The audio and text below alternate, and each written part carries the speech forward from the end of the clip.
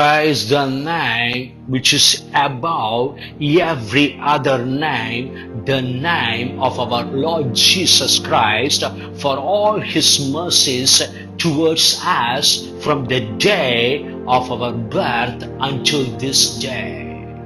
From the book of Psalms, chapter 103, from verses 1 to 5, says these words to our hearts.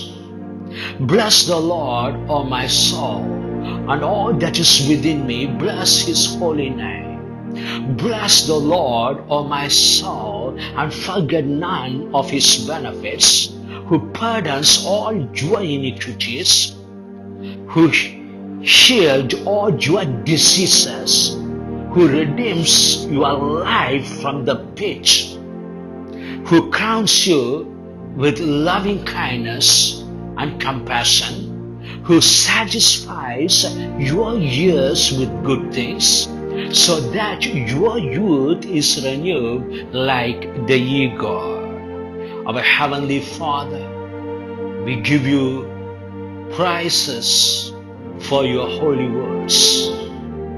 We thank you for the forgiveness of our sins through the mighty works of Jesus Christ on the cross and on the shedding of his holy blood.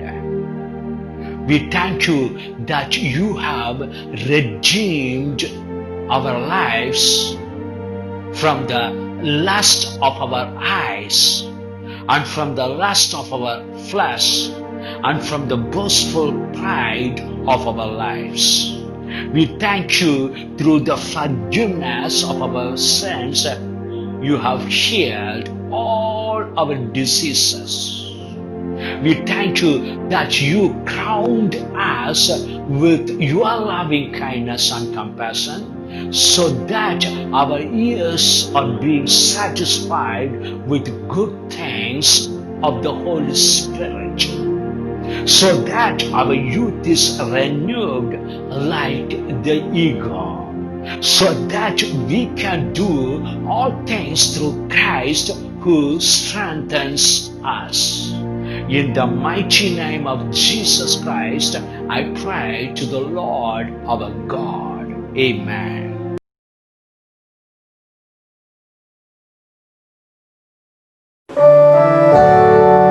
இந்த யூடியூபிலே என்னோட கூட இணைந்திருக்கிற உங்கள் அனைவரையும் இயேசு கிறிஸ்து நாமத்தினாலே Elohim search சார்பாக உங்கள் அனைவரையும் வாழ்த்துகிறேன். தேவனை நம்பி வந்திருக்கிற ஒருவரும் ஒருபோதும் வெட்கப்பட்டு போவதில்லை. அவரை நோக்கி பார்த்த முகம் எப்பொழுதும் பிரகாசம் அடைந்திருக்கிறது. ஆமென். யாரெல்லாம் என்னோட கூடியிருக்கிறீர்களோ, என்னோட ஆராதிக்க உங்களை தேவன் அழைத்திருக்கிறார். அதற்காக தேவனை ஸ்தோத்திரிக்கிறேன். என்னோடு சேர்ந்து திருப்பாதம் நம்பி வந்தேன் என்ற பாடலை என்னோடு கூட இணைந்து நீங்களும் பாடுவீர்களானால் தேவனுடைய அன்பு நீங்கள் கண்டறிவீர்கள். அல்லேலூயா. நம் அனைவரும் சேர்ந்து திருப்பாதம் நம்பி வந்தேன் கிருபை நிறைய இயேசுவே என்ற பாடலை பாடுவோம்.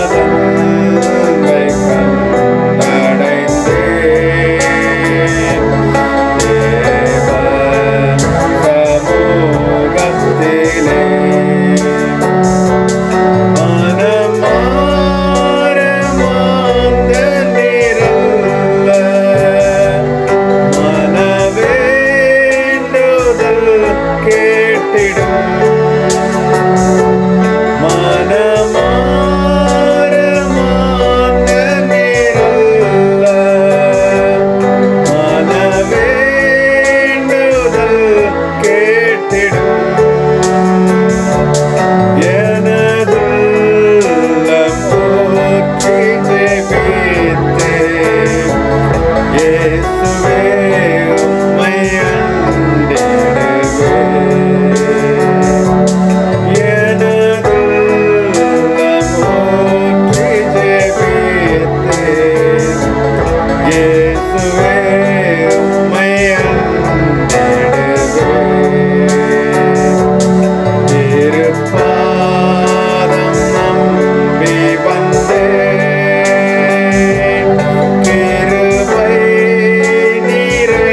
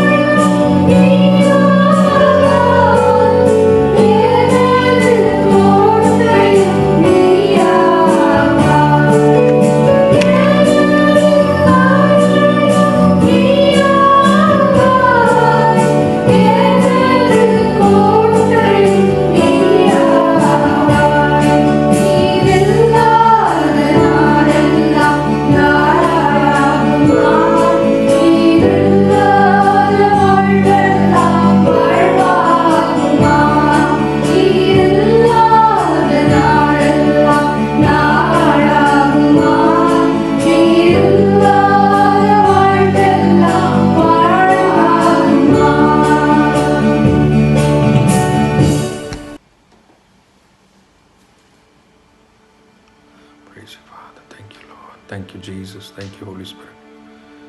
You were the world at the beginning, one with God the Lord Most High.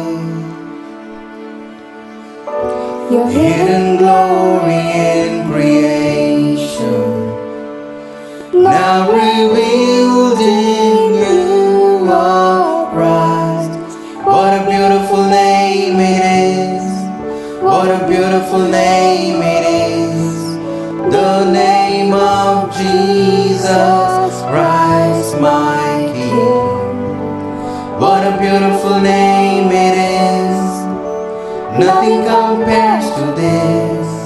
What a beautiful name it is. The name of Jesus.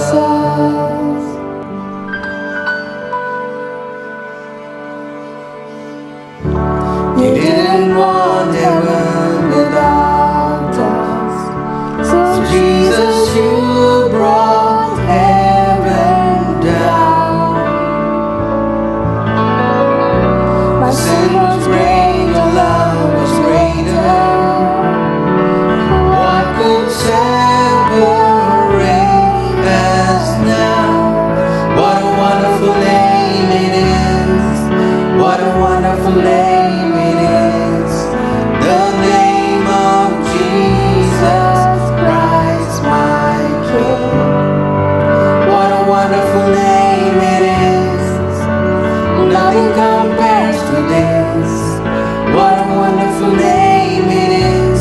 The name of Jesus. What a wonderful name it is. The name of Jesus.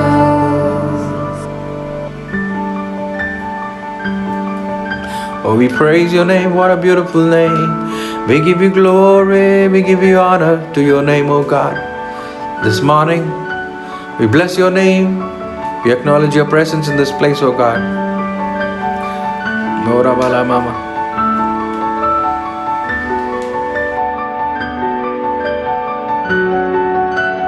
Death could not hold you.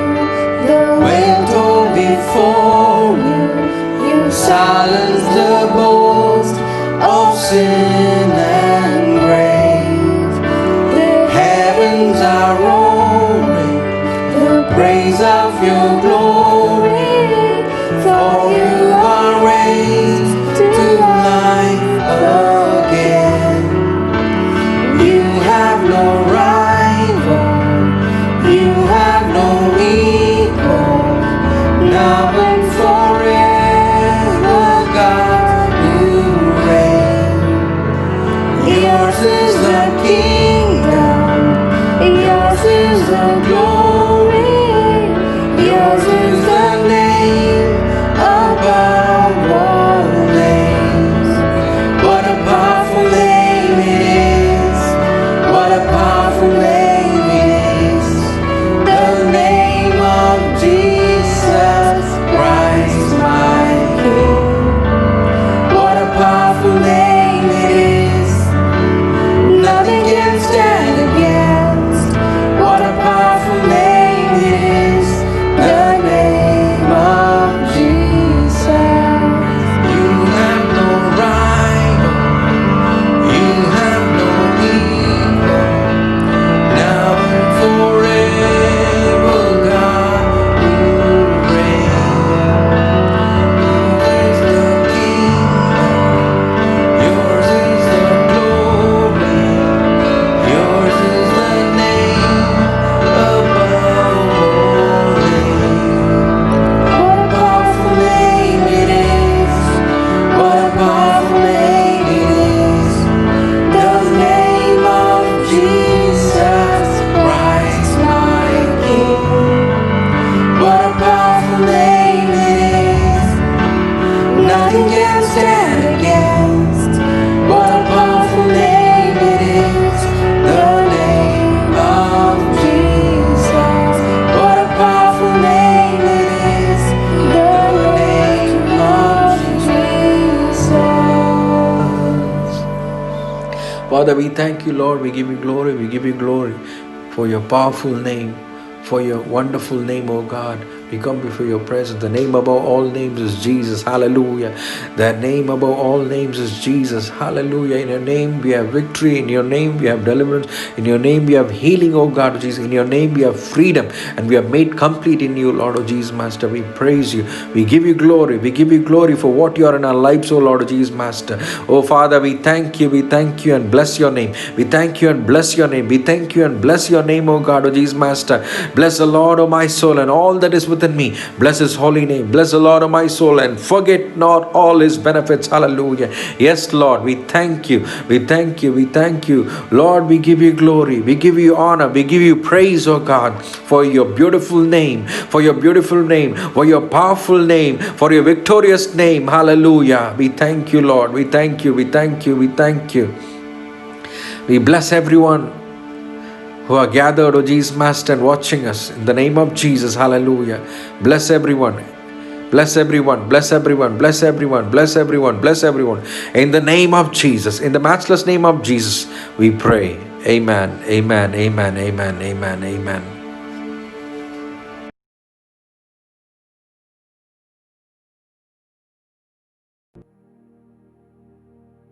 ஹல்லேலூயா. ஸ்தோத்திரம் ஸ்தோத்திரம். அன்புள்ள இயேசு சுவாமி, இந்த ஆசீர்வதிக்கப்பட்ட நேரத்துக்காய் ஸ்தோத்திரம்.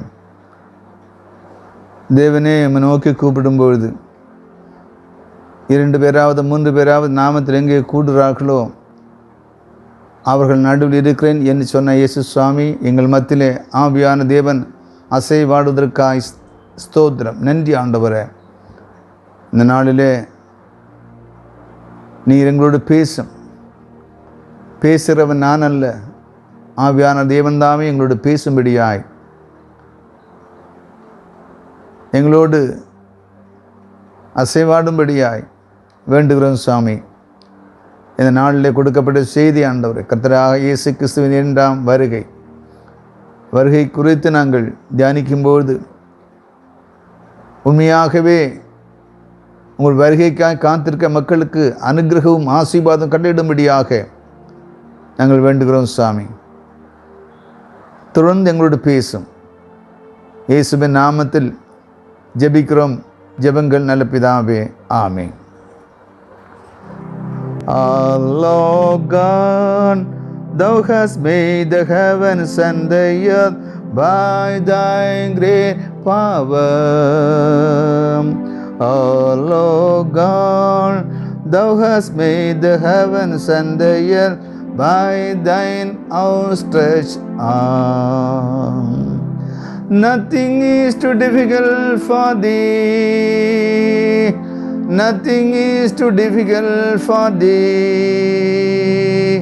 Nothing is too difficult for thee. Nothing is too difficult for thee.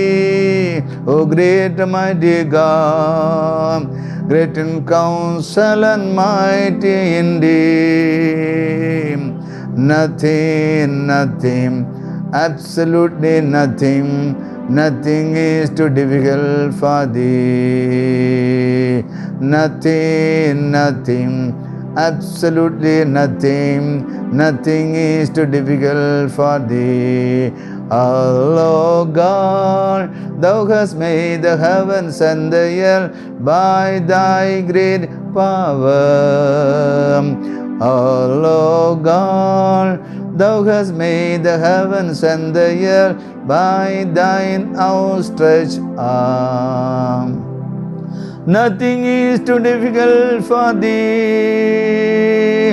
Nothing is too difficult for thee. Nothing is too difficult for thee. Nothing is too difficult for thee. O great and mighty God, great in counsel and mighty indeed. Nothing, absolutely nothing. Nothing is too difficult for thee. Nothing, absolutely nothing. Nothing is too difficult for thee. ஆண்டவரே, உம்மால் ஆகாத ஒன்றுமில்லை சுவாமி. இந்த பூமியிலே சகலவற்றையும் உண்டாக்கி பராமரிக்கிற என் தேவனே, எல்லாம் உம்மால் கூடும். பாடுகிறவன் பாடுகின்றான், நத்திங் இஸ் இம்பாசிபிள், எல்லாமும் கூடும். Everything is possible by you. தகப்பனே, இந்த நேரத்திலே நோக்கி நாங்கள் விண்ணப்பம் செய்கிறோம் சுவாமி. தொடர்ந்து எங்களோடு பேசும். இரண்டாம் வருகை குறித்து பேசும்போது கர்த்தாவே, ஆவியான தேவன் தாமே அசைவாடும்படியாய், வார்த்தையின் வாயிலே போடும்படியாய் நாங்கள் ஜெபிக்கிறோம்.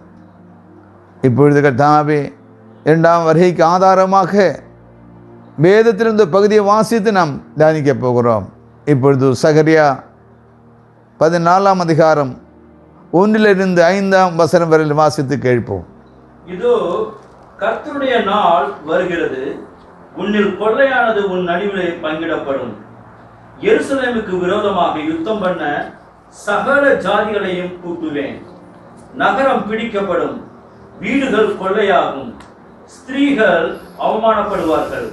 நகரத்தாரில் பாதி மனுஷர் சிறைப்பட்டு போவார்கள், மீதியான ஜனமோ நகரத்தை விட்டு அறுப்புண்டு போவதில்லை.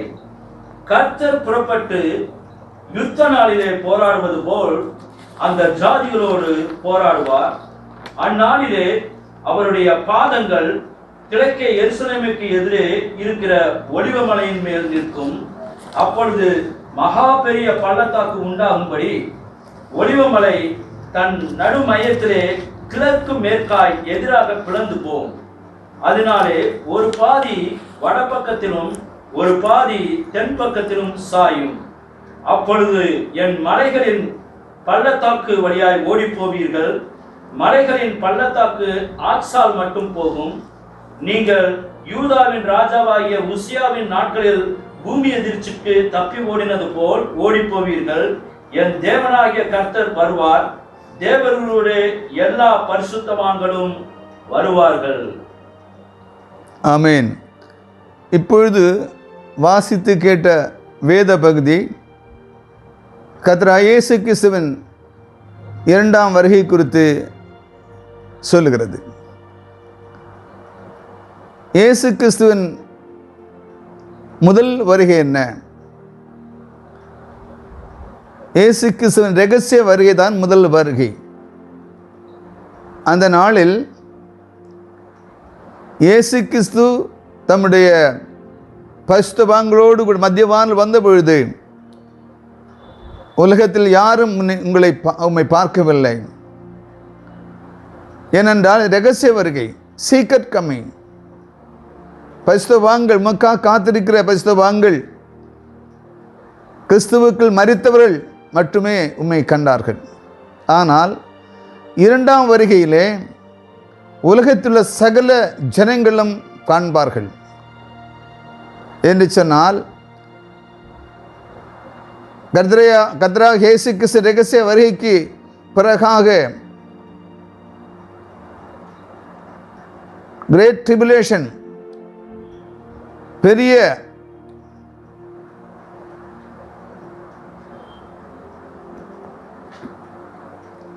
பாடுகள், உபத்திரவ காலம், இதன் கடைசியிலே இயேசு வருவார். ஏனென்றால் இந்த உபத்திரவ காலம் நான் முதல்ல சொன்னேன், 2 பகுதியாக பிரிக்கப்படுகின்றன. முதல் பகுதி 3 வருட காலம், பிற்பகுதி 3 வருட காலம். இந்த பிற்பகுதியிலே ஆலயத்தில்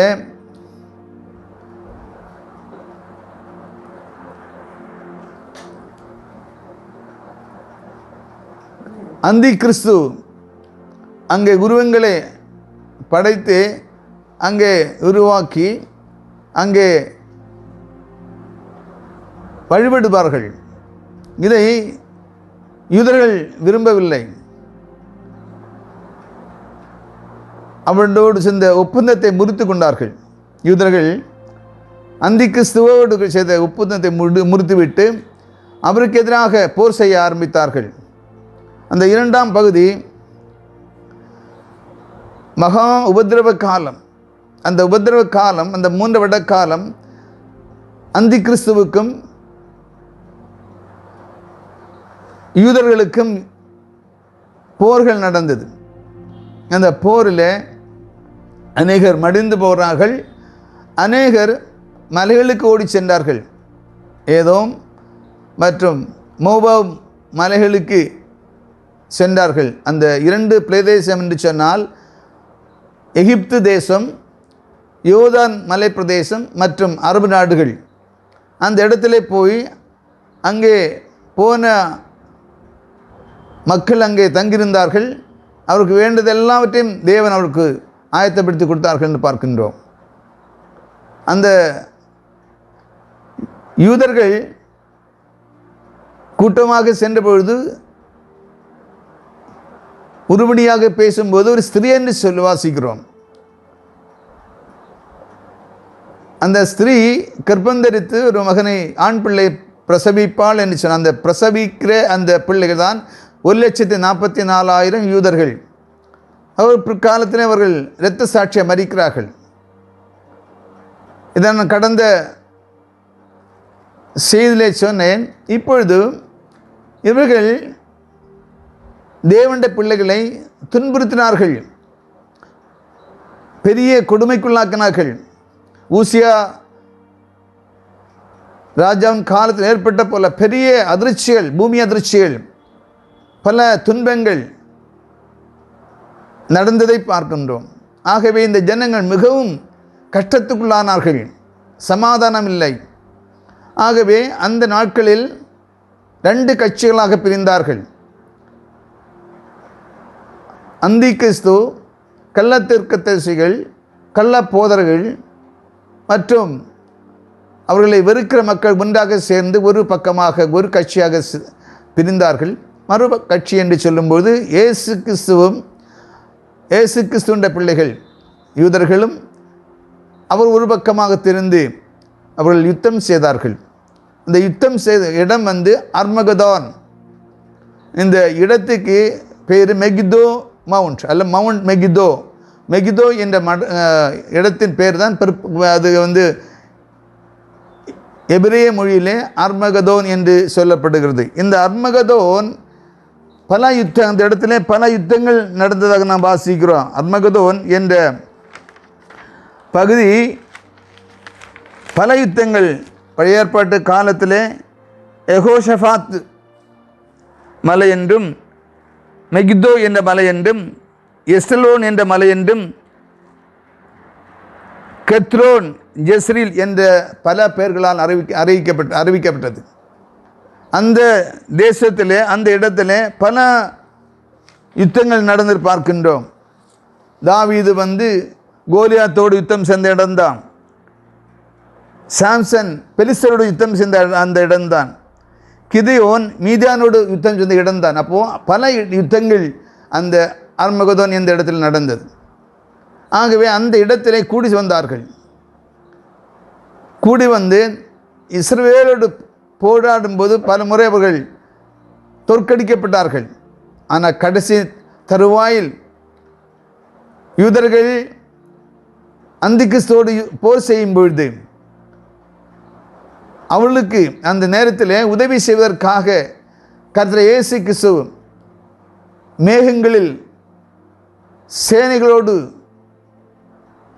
மிகாவேலு மற்றும் பரிசுத்தவான்களோடு கூட ஒலிவு மலையிலே இறங்கினார்கள் பார்க்கின்றோம்.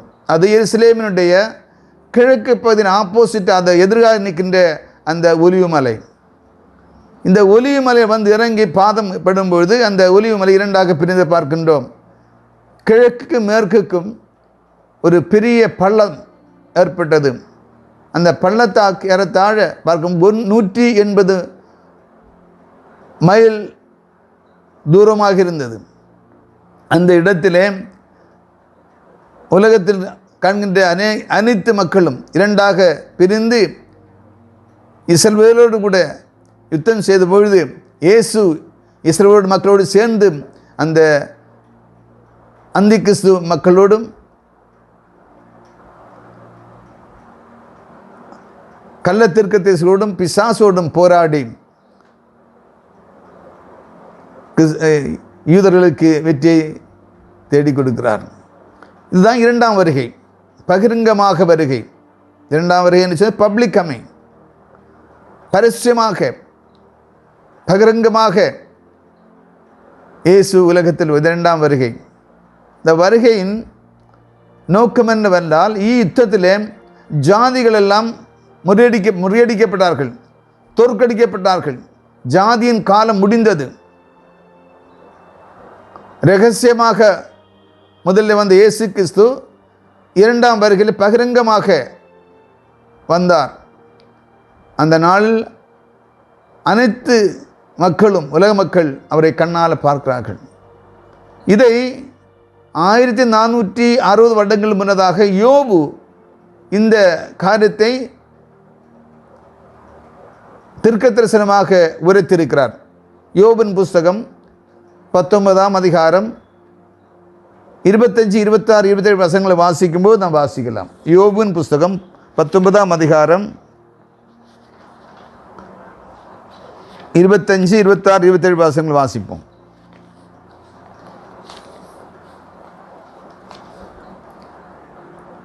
என் மீட்பர் உயிரோடு இருக்கிறார் என்றும் அவர் கடைசி நாளில் பூமி மேல் நிற்பார் என்றும் நான் அறிந்திருக்கிறேன். இதோ இந்த என் தோல் முதலானவை அழுகி போன பின்பு நான் என் மாம்சத்தில் இருந்து தேவனை பார்ப்பேன். அவரை நானே பார்ப்பேன், அந்நிய கண்கள் அல்ல, என் கண்களே அவரை காணும். இந்த வாஞ்சையால் என் உள்ளிந்திரியங்கள் எனக்குள் சோர்ந்து போகிறது. ஆகவே இயேசு கிறிஸ்து இரண்டாம் வருகையிலே வருவார் என்றும் பூமியிலே வந்து நிற்பார் என்றும் 1485 வருஷங்களுக்கு முன்னதாக யோபு தன்னுடைய தீர்க்கதரிசனத்தை உரைத்திருக்கிறார். அந்த புத்தகத்திலே வாசிக்கிறோம். ஆகவே இப்படியாக நாம் பார்க்கும்போது வேதத்தில் 40 இடங்களிலே பார்க்கணும் கர்த்தர் இயேசு கிறிஸ்து வருவார் என்று நாம் வாசிக்கிறோம். சங்கீதம் 96:13 வாசிக்கிறோம், அவர் வருகிறார், அவர் பூமியை நியாயந்தீர்க்க வருகிறார், அவர் பூலோகத்தை நீதியோடும் ஜனங்களை சத்தியத்தோடும் நியாயம் தீர்ப்பார். அப்படி என்றால் கர்த்தர் இயேசு கிறிஸ்து வருவார் என்பது பல வருடங்கள், ஆயிரக்கணக்கான வருஷங்களுக்கு முன்னதாக தீர்க்கதரிசனம் சொல்லப்பட்ட காரியம். ஆகவே இந்த கடைசி நாட்களில் இப்போ நடக்கிற காலகட்டம் என்று சொன்னால் கர்த்தர் இயேசு கிறிஸ்து காலகட்டம், சபையின் காலகட்டம். இந்த சபையின் காலகட்டம் முடியும் போது நாம் எதை பார்க்கிறோம்? கர்த்தர் இயேசு கிறிஸ்துவினுடைய இரகசிய வருகை. அதுக்கு பிற்பாடு நாம் ட்ரிபுலேஷன், பெரிய பாடுகள் நாட்கள், அது 7 வருஷம். அது முடிந்த பிறகு கர்த்தர் இயேசு கிறிஸ்து வருகிறார், பகிரங்கமாக வருகிறார். அடுத்து நான் இந்த யுத்தம் முடிந்து இந்த வருகையிலே யூத மக்களுக்கு வெற்றியை வாங்கி கொடுக்கிறார். இந்த காரியங்களை பார்க்கும்போது அடுத்து இயேசு கிறிஸ்துவின் இரண்டாம் வருகைக்கு பிறகு நாம் 1000 ஆண்டு அரசாட்சி, லத்தீன் மொழியிலே மில்லினியம் என்று சொல்லுகின்ற அந்த 1000 ஆண்டு அரசாட்சி தேவன் நடத்த போகிறார். ஆட்சி செய்யும்போது அங்கே சமாதானம், நீதி, நியாயமெல்லாம் நாட்டப்படும். 1000 வருஷ காலம் முடிந்த பிறகுதான் துன்மார்க்கர்கள் பூமியிலே நித்திரை செய்கிற மக்கள் உயிரோடு எழுந்திருப்பார்கள். 2ஆம் உயிர் தேர்தலை பார்க்கின்றோம். 1000 வருஷ காலம் இதற்கிடையிலே கர்த்தர் இயேசு கிறிஸ்து ஆட்சி செய்வார். ஆகவே இந்த இரண்டாம் வருகை மிகவும் சிறந்தது, மிகவும் ஆசீர்வதிக்கப்பட்ட காலம் என்று பார்க்கிறோம். இயேசு கிறிஸ்து பூமியில் வருவார். அவர் பரலோகத்தில் எடுத்துக்கொள்ளப்பட்ட பொழுது இயேசுவானவர் ஒலிவமலையிலிருந்து தான் போனார். அப்போஸ்தலர் நடவடிக்கைகள் 1ஆம் அதிகாரம் 10ஆம் வசனத்தை பார்க்கும்போது கர்த்தர் இயேசு கிறிஸ்து நம்முடைய பாவங்களுக்காக இந்த உலகத்தில் வந்து மரித்து, சிலுவையிலே மரித்து அடக்கம் பண்ணப்பட்டு 3 நாள் உயிர் தெழுந்து 40 நாட்கள் இந்த பூமியிலே சுற்றி திரிந்து அவர் உயிரோடு இருக்கார் என்று தரிசனமாக இந்த அவர்கள் காட்சிகளித்தார் பார்க்கிறோம். ஆனால் 40 நாள் முடிந்து தேவன் பரலோகத்தை எடுக்கப்பட்டார் பார்க்கணும். அது அப்போஸ்தலர் 1ஆம் அதிகாரம் 10ஆம் வசனத்தில் வாசிக்கிறோம். எடுத்து வாசிக்கலாம். அவர் போகிற போது அவர்கள் வானத்தை அண்ணாந்து பார்த்து கொண்டிருக்கையில் இதோ வெண்மையான வஸ்திரம் தரித்தவர்கள் 2 பேர் அவர்களே நின்று, கலிலேய மனுஷரே, நீங்கள் ஏன் வானத்தை அண்ணாந்து பார்த்து நிற்கிறீர்கள்? உங்களிடத்திலிருந்து வானத்திற்கு எடுத்துக் கொள்ளப்பட்ட இந்த இயேசுவானவர் எப்படி உங்கள் கண்களுக்கு முன்பாக வானத்திற்கு எழுந்தருளி போனாரோ அப்படியே மறுபடியும் வருவார் என்றார்கள். மிக ஆசீர்வாதமான வார்த்தை பாருங்க. இயேசு கிறிஸ்து பரத்துக்கு எடுத்துக்கொள்ளப்பட்டது ஒலிய மலையிலிருந்து தான் அவர் ஏறிப்போனார், மேகங்களில் ஏறிப்போனார். அவர் அதை வாசிக்கிறோம். 10ஆம் வசனம் மீண்டும் வாசிக்கிறோம். அவர் போகிற போது அவர் என்ற இயேசு கிறிஸ்து போகிற போது அவர்கள் வானத்தை அண்ணாந்து பார்த்து கொண்டிருந்தார் இருக்கையில். அப்போ அநேக மக்கள், கலிலேய புருஷர்கள் அநேகர் அங்கே அவருடைய பரமேறுதலை பார்த்து கொண்டு இருந்தார்கள். இதோ அந்த நேரத்தில் வெண்மையான வஸ்திரம் தரித்தவர்கள் 2 பேர் அவர்களுக்கு நின்று, கலிலேய மனுஷரே, நீங்கள் ஏன் வானத்தை அண்ணாந்து பார்த்து இருக்கிறீர்கள்? அங்கே ஜனங்கள் பார்த்து கொண்டு, இயேசு மேகங்கள் மேல் எடுத்து கொள்ளப்பட்ட பொழுது பார்த்து கொண்டிருந்தார்கள். அப்பொழுது பார்த்து, உங்களிடமிருந்து வானத்துக்கு எடுத்து கொள்ளப்பட்ட இந்த இயேசுவானவர் எப்படி உங்கள் கண்களுக்கு முன்பாக வானத்துக்கு எழுந்தள்ளி போனாரோ அப்படியே மறுபடியும் வருவார் என்றார்கள். அப்போது இங்கே பாருங்கள், 2ஆம் வருகையில் இயேசு கிறிஸ்து எங்கே இறங்குகிறார்? ஒலிவ மலையில் இறங்குகிறார். அவர் போன போது பரத்துக்கு ஏறின பொழுது எந்த இடத்துலேருந்து போனார்? அவர் ஒலிவ மலையிலிருந்து போனார்கள். ஆகவே இயேசு கிறிஸ்து எந்த இடத்திலிருந்து பரமேறினாரோ, ஒலிவ மலையிலிருந்து ஏறினாரோ அதே இடத்துக்கு இயேசு கிறிஸ்து 2ஆம் வருகையிலே அவர் அங்கே இறங்குகிறார். ஆகவே இந்த காலகட்டத்தில் வாழ்ந்து கொண்டு இருக்கிறோம். நாம் இந்த உபத்திரவ காலத்திலும் இந்த காலங்களில் நாம் தள்ளப்படாதபடி கர்த்தராகிய இயேசு கிறிஸ்து ரகசியத்தில் நாம் அனைவரும் காணப்பட வேண்டும். அப்படி என்றால் ரகசிய வருகையிலே காணப்பட வேண்டுமானால் நாம் உலகத்தில் வாழும் பொழுது கர்த்தராகிய இயேசு கிறிஸ்து மெய்யான கர்த்தர் என்றும் அவர் மீட்பர் என்றும் இரட்சகர் என்றும் உள்ளத்தில் விசுவாசித்து அவரை நாம் ஏற்றுக்கொள்வோமானால், அவருடைய கற்பனை கீழ்ப்படிந்தால் கண்டிப்பாக ஹல்லேலூயா ஸ்தோத்திரம், அவருடைய தண்ணீர் முழு ஸ்நானத்தை எடுத்து பரிசுத்த அபிஷேகம் பெற்று நாம் காத்திருக்க வேண்டும். வேதத்திலே வாசிக்கிறோம், 10 கன்னியர் காத்திருந்தார்கள். அவர்கள் 5 பேர்கள் ஆயத்தம் இல்லாமல் இருந்தார்கள். மற்ற 5 கன்னியர்கள் ஞானமுள்ள ஸ்திரீகள், புத்தியுள்ள ஸ்திரீகள், அவர்கள் ஆயத்தத்தோடு இருந்தார்கள். அவ்விதமாக இந்த உலகத்தில் இருக்கிற காலகட்டத்தில் இயேசு கிறிஸ்துவை நாம் மனதார ஏற்றுக்கொள்ள வேண்டும். நம்முடைய பாவங்களுக்காக இந்த பூமியில் வந்தார். கன்னி அதிலே பிறந்து இந்த உலகத்தில் நம்முடைய பாவங்களுக்காக மரித்தார். 33 வருடக்காலம் உலகத்தில் பாடுகள் பட்டு ஒரு மனுஷனை போல துன்பங்கள் அனுபவித்து, பசி பட்டினி யாவற்றை அனுபவித்து, மனித கஷ்டங்களை அறிந்தவர், நோய்களை பார்த்தவர், நோயாளிகளை குணமாக்கின தேவன், கண்களை தெரியாத பார்வையற்றவனுக்கு பார்வை கொடுத்த தேவன், அற்புதங்களை செய்த தேவன், மரித்து போன உயிர்ப்பித்த தேவன். அவ்விதம் எல்லா கட்டங்களிலும் தேவன் நம்மோடு இருந்து நம்மை ஆசீர்வதித்தார். அதே தேவன் இப்பொழுது நம்மை சேர்ப்பதற்காக தன்னுடைய பிள்ளைகளோடு தன்னுடைய பரிசுத்தவான்களோடு கூட்டி சேர்ப்பதற்காக வந்தார். அதான் ரகசிய வருகை. அந்த ரகசிய வருகையிலே நாம் காணப்பட வேண்டும். யோவான் 14ஆம் அதிகாரம் 2-3 வசனம் வாசிக்கும் போது அங்கே, உங்கள் இருதயம் கலங்காதிருப்பதாக, என் பிதாவிலே விசுவாசமாயிருங்கள், என்னில் விசுவாசமாயிருங்கள், என் பிதாவினுடைய வீட்டில் அநேக வாசஸ்தலம் உண்டு, நான் ஒரு ஸ்தலத்தை உங்களை ஆயத்தப்படுத்தி விட்டு வந்து நான் இருக்கும் இடத்திலே உங்களை சேர்த்துக்கொள்வேன் என்று அந்த ரகசிய வருகை குறித்து நாம் இங்கே வாசிக்கிறோம்.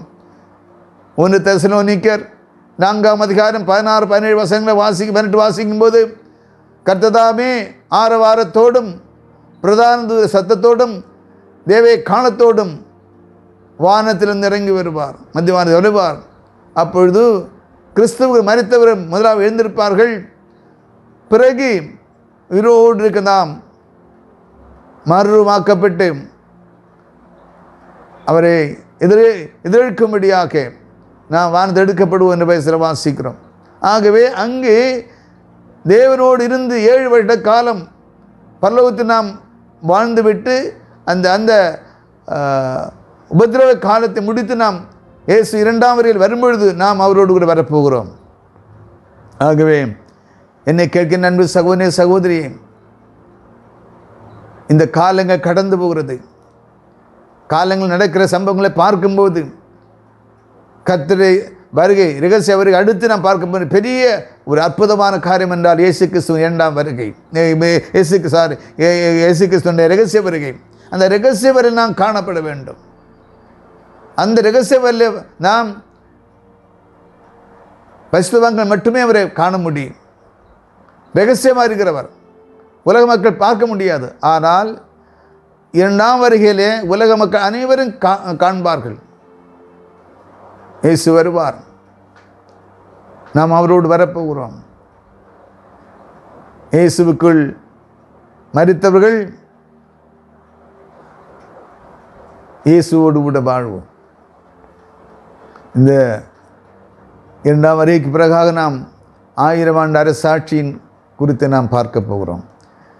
தேவ சித்தம் இருந்தால் வருகின்ற நாட்களிலே அதை குறித்து பார்க்க போகிறோம். அந்த நாளிலே சமாதானம் உண்டு, நீதி நாட்டப்படுகின்ற காலம், 1000 வருஷ காலம், சமாதானத்தோடு மனுக்கள் வாழ்கின்ற காலகட்டம். ஆகவே இதை நாம் விசுவாசிக்க வேண்டும். நான் சொன்னேன், தேவதாசர்கள் சொன்ன காரியங்கள் எல்லாம் உண்மையாக நடக்கிறது. இயேசு கிறிஸ்து வருகை குறித்து நாம் வேதத்தில் வாசிக்கிறோம், விடுதலை விசேஷத்தில் வாசிக்கிறோம், தானியேல் எழுதின புஸ்தகத்தில் வாசிக்கிறோம்.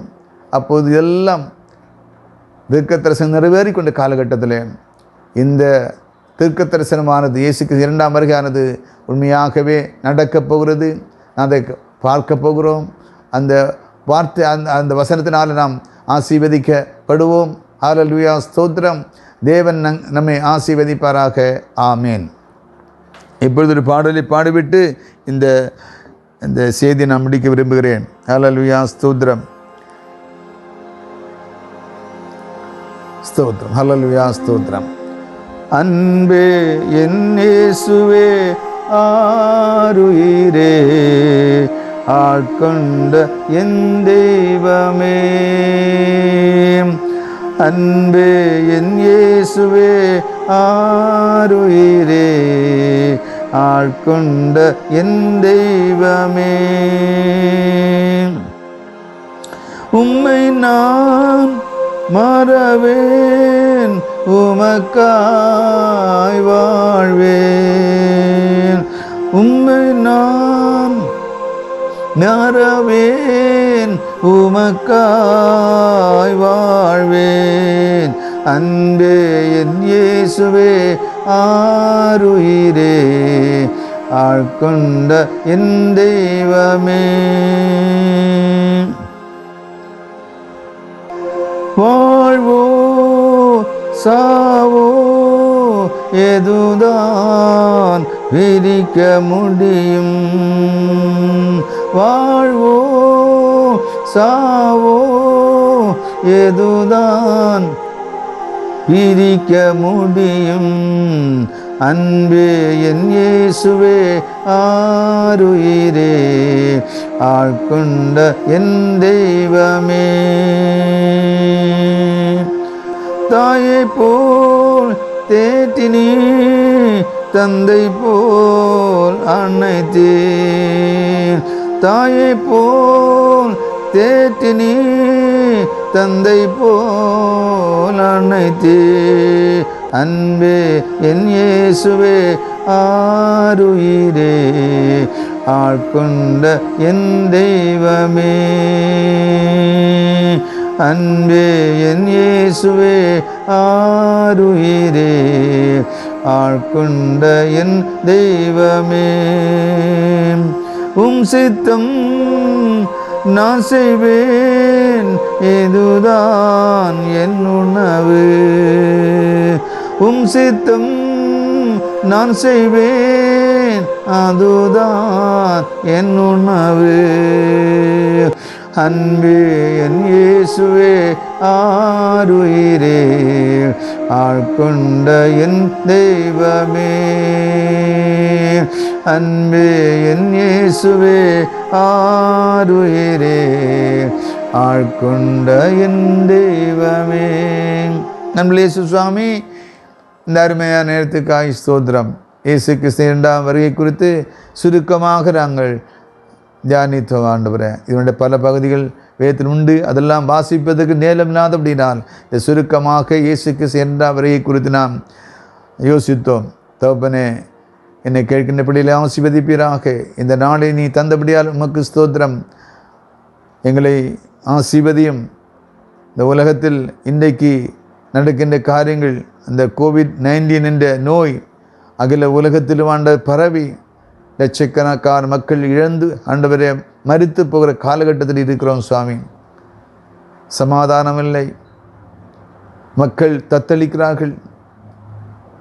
உறவினர்களை இழந்து, பெற்றோர்கள் இழந்து, பிள்ளைகளை இழந்து தவிக்கிற குடும்பங்களை நாங்கள் பார்க்கிறோம் ஐயா. தகப்பனே, இயேசு கிறிஸ்துவின் வருகை மிக சீக்கிரமாக இருக்கப்படினால் இவ்விதமான அடையாளங்கள் பார்ப்போம் என்று வேதத்திலே வாசிக்கிறோம்.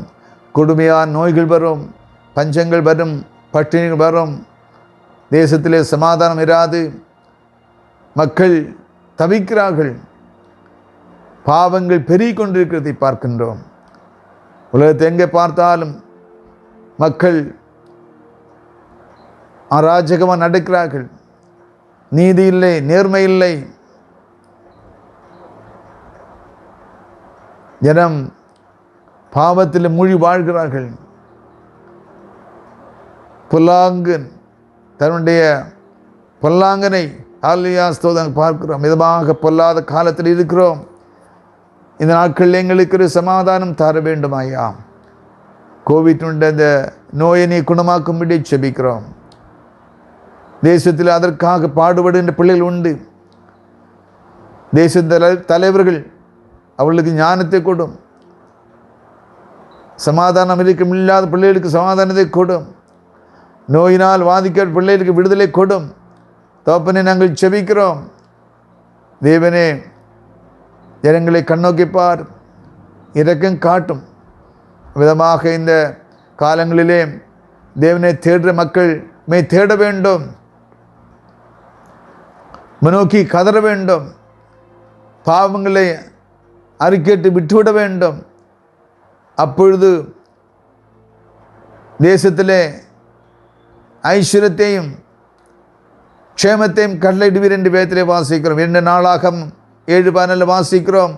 என் நாமம் தரித்த என் ஜனங்கள் தங்களை தாழ்த்தி தங்களுடைய பாவங்களை அறிக்கையிட்டு தேவனை நோக்கி விண்ணப்பம் செய்யும்போது பரத்தில் இருக்க தேவன்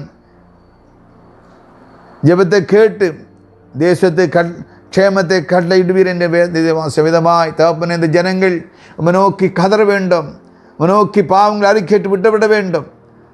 தகப்பன விதமாக இந்த ஜனங்களை கண்ணோக்கி பாரும், எங்கள் தேசத்தை கண்ணோக்கி பாரும், நாங்கள் இருக்கிற தேசத்தை நீ கண்ணோக்கி பாரும் ஐயா. உமக்கு ஸ்தோத்திரம். இந்த பட்டணத்தை ஆசீர்வதியும், காத்துக்கொள்ளும், கிருபை மறைத்துக்கொள்ளும் சாமி. தொடர்ந்து எங்களை ஆசீர்வதியும். உமக்கே மகிமை செலுத்துகிறோம். மீட்பெரும் இரட்சகருமாகிய இயேசுவின் நாமத்தில் செபிக்கிறோம். ஜெபங்கள் நல்ல பிதாவே, ஆமென். என் ஆத்துமாவே கர்த்தரை ஸ்தோத்திரி, என் முழுமே பரிசுத்த நாமத்தை ஸ்தோத்திரி. என் ஆத்துமாவே கர்த்தரை ஸ்தோத்திரி, கர்த்தர் செய்த சகல உபகாரங்களை மறவாதே. ஆமென். இப்பொழுது நம்முடைய கர்த்தர் மீட்பெருமாகிய இயேசு கிறிஸ்துவின் கிருபையும் பிதாவாகிய தேவனுடைய அன்பும் பரிசுத்தாவின் அன்பின் ஐக்கியம் நம் அனைவரோடும் இந்த நாளிலே என்ற செய்தி கேட்ட அனைவரோடும் இன்று வந்து சதா காலங்கள் கர்த்தர் இயேசு கிறிஸ்துவின் 2ஆம் வருகை மட்டும் இருப்பதாக. ஆமீன். ஹல்லேலூயா.